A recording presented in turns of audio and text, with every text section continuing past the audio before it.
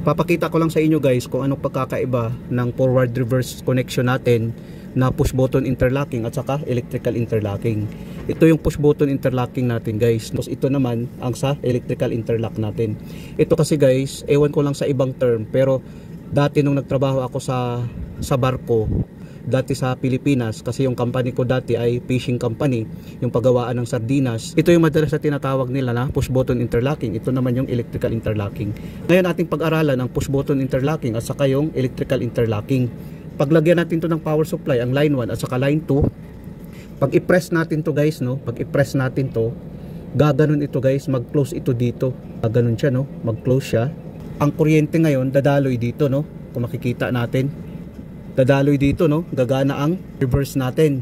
Pagana ng reverse natin guys, i-close to ng reverse natin. Dahil momentary yung push button natin, babalik to sa normal position na naka-open. So ang kuryente ngayon dadaloy dito, no, still pa rin gumagana itong reverse natin, no. Pag i-press naman natin tong forward, accidentally na i-press natin tong forward, gaganon ito dito, gaganon siya. So ngayon ang kuryente ngayon dito, no, putol ngayon dito. Pag putol dito guys, automatic to mamamatay. Pag patay nito guys, ang kuryente ngayon dadaloy dito naman, no. Gagana ngayon ang forward natin. Pagana ng forward, i-close to ng forward. Pag bitawan natin to, dahil momentary push button ng ating ginamit, babalik to sa normal position na naka-close. Gaganon ito, no. Gaganon siya. Ngayon, ang kuryente ngayon dadaloy dito, no. Ayan, no, kung makikita natin. Gumana ngayon ang forward, patay ngayon ang reverse. Ito yung push button interlocking natin, no. Pag i-press mo ito guys, magko-contact yan dito. Pag contact niyan, dito naman putol, no. Automatic mamamatay ang forward contactor natin. Pag patay ng forward contactor natin guys, automatic to mag-open. Pag open yan, dito naman gagana ngayon, no. Gagana ngayon ang reverse. Pagana ng reverse, mag-close ito ulit. Dahil ito kasi ang forward, ito naman ang reverse. Ayan, no, kung makikita natin, ang kuryente ngayon dadaloy dito, no. Dito naman putol, no. Patay kaagad ang forward natin. Gumana ngayon ang reverse natin. Pag pindutin naman natin tong dalawa guys, halimbawa pindutin natin tong dalawa, no, itong reverse, mag-close siya. Pag pindutin din natin tong forward, pindutin natin tong reverse, mag-close siya. Pindutin din natin tong forward, mag-close din ang contact niya. Hindi gagana itong dalawa dahil kung makikita natin ang kuryente hanggang dito lang, no, putol. Kung makikita natin putol.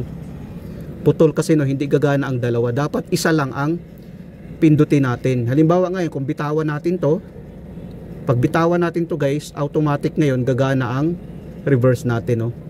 Mag-close ito, gagana ang reverse. Pag bitawan natin to guys, babalik to sa normal position na naka-open.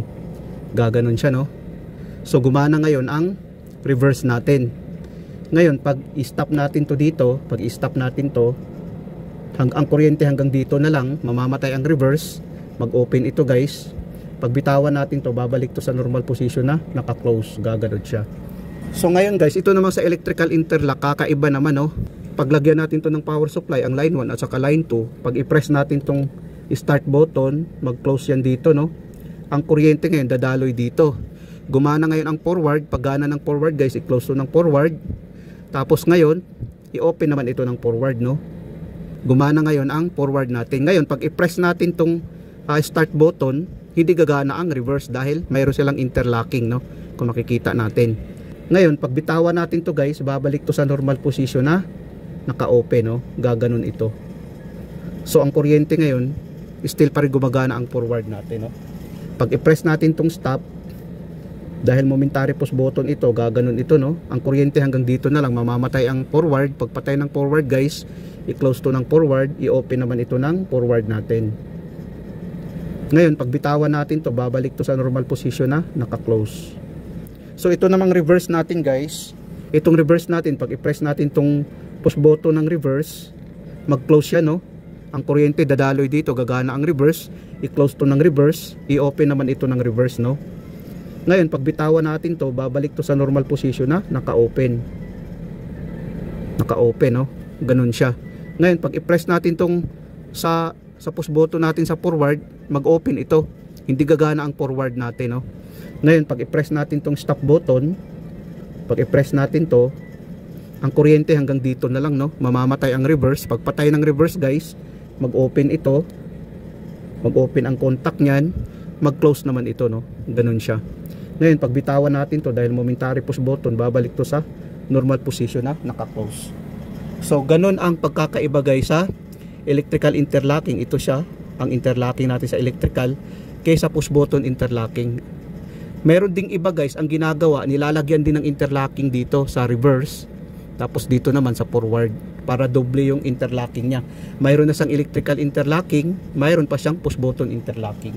So ito na yung diagram niya guys. Sana guys nakapagbigay ito ng konting kaalaman sa mga baguhan. At least mayroon kayong idea sa forward reverse, sa push button interlocking sa control at saka sa electrical interlocking. Maraming salamat sa inyo guys.